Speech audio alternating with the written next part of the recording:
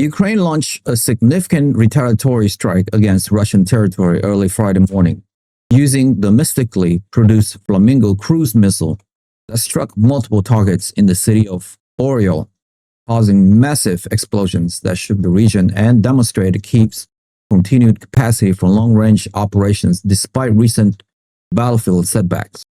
According to verified footage circulating on social media platforms, including the Telegram channel Nikolavsky Vanik, Russian air defense systems attempted to intercept the incoming missiles, but were largely unsuccessful as large burning debris fragments rained down into residential areas and yards across the city.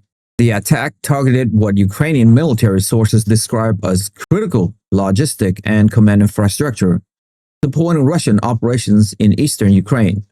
Though Russian officials have yet to confirm the exact number of casualties or extent of damage to military assets, these strikes represents one of Ukraine's most ambitious long-range operations since the conflict began, showcasing their ability to project power deep into Russian territory despite increasing pressure on their frontline defenses and dwindling Western military support. The Flamingo missile system, developed through Ukraine's domestic defense industry with limited foreign assistance, has proven increasingly effective in recent months as Kyiv seeks to maintain strategic parity with Moscow's advanced weaponry while compensating for shortage in Western supply systems. President Volodymyr Zelensky conducted a surprise frontline visit to Zaporizhzhya Oblast on Thursday, meeting with commanders from the 65th Separated Mechanized Brigade and the 128th Mountain Assault Brigade, who are currently defending critical positions around Orihiv and Stepnogorsk against persistent Russian assault. During his unannounced trip, Zelensky toured defensive positions under constant artillery fire, reviewed damage to military equipment, and held closed-door meetings with senior military leadership to assess the rapidly deteriorating situations along the crucial southern front. The president acknowledged the severe challenges facing Ukrainian forces, including ammunition shortage, personnel fatigue, and the overwhelming numerical superiority of Russian troops, who have been steadily advancing through coordinated infantry assault supported by heavy artillery barrage and drone surveillance. Zelensky pledged to expedite the delivery of additional reinforcement and critical equipment to the region, though military analysts note that such promises have become increasingly difficult to fulfill as Western aid packages face political opposition in multiple NATO countries. The visit was widely interpreted as an attempt to boost morale among frontline troops while simultaneously demonstrating to international partners that Ukraine remains committed to defending every kilometer of territory despite mounting losses and strategic setbacks across multiple fronts. A major corruption scandal has erupted within Ukraine's highest political circles as exiled former member of parliament Artem Dmitruk publicly accused President Zelensky's closest associate, Timur Mindich, of orchestrating a sophisticated $100 million money laundering operation that allegedly funneled illicit funds through Ukraine's energy and defense sectors. According to documents and audio recording obtained by Ukrainian anti-corruption investigators, Mindich reportedly operates the scheme from a luxury apartment in central Kyiv, using shell companies and fake employment contracts to disguise the movement of money that ultimately benefited high-ranking government officials and political allies. The National Anti-Corruption Bureau of Ukraine has confirmed it is actively investigating these allegations under the codename Operation Midas, with American law enforcement agencies including the FBI providing technical assistance and forensic accounting expertise to trace the international financial flows.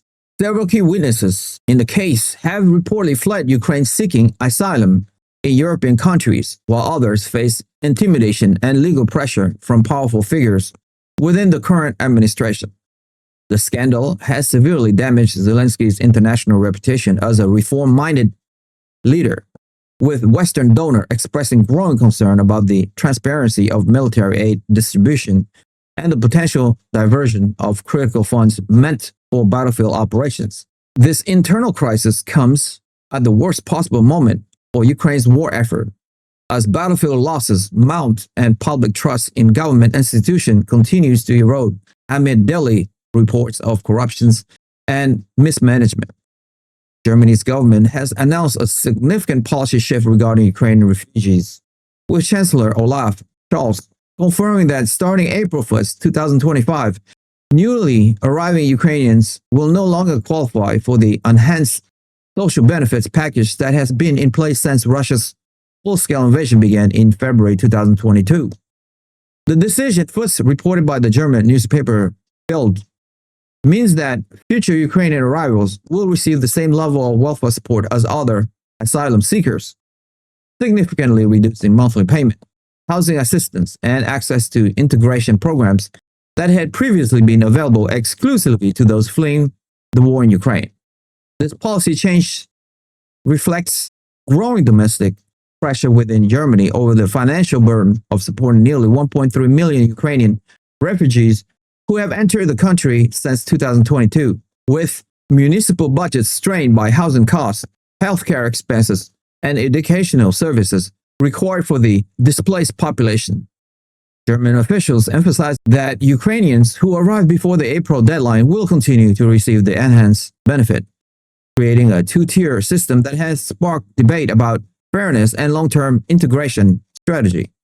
The announcement has drawn sharp criticism from Ukrainian diplomatic representatives who argue that the war continues to displace thousands of civilians monthly, making the timing of this decision particularly insensitive given ongoing Russian offensive operations across eastern and southern Ukraine. This shift in German policy signals a broader European trend for normalizing refugees' treatment procedures as the conflict enters its fourth year, potentially reducing the financial incentives for Ukrainians to seek asylum in Western Europe while increasing pressures on Kyiv to develop sustainable domestic solutions for internally displaced persons. If you have made it this far, congratulations. You have unlocked the truth. I want to ask you a quick question though. Given the explosive nature of the Operation Midas corruption allegations, which strikes at the very heart of President Zelensky's administration, and have reportedly drawn in the FBI, does this internal crisis now pose a greater existential threat to the Ukrainian state and its war effort than the military pressure from Russia? Could the potential collapse of Western trust and financial support due to this scandal be more devastating than any battlefield loss, and why? Join the debate. We want to hear your insightful opinion on where this is all heading in our community. Share your thoughts in the comments below. Like the video, hit the notification bell, and most importantly, subscribe. And one more thing, I want to take a moment to address a question some of you may have. Why don't I use video clips in my content?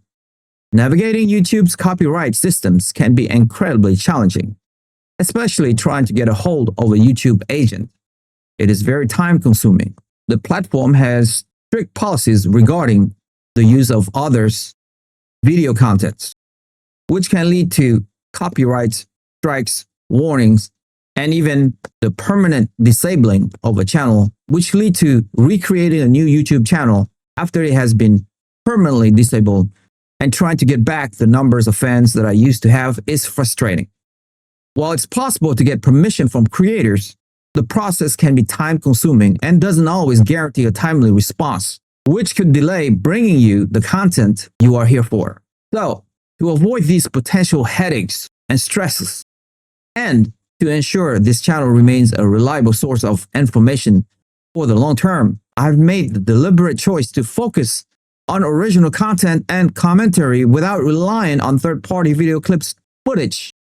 I understand this might not be the typical format you see on YouTube, but I believe that by focusing on high-quality original reporting, my channel will go a long way. Together, we can build a strong, faithful, and loyal community.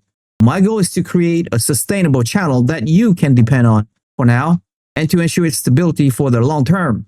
I'm incredibly grateful and relieved now that you understand why I do not use video clips from other content creators. Thank you for being a part of this journey, and share this video if you find it helpful. I'll see you guys in the next one.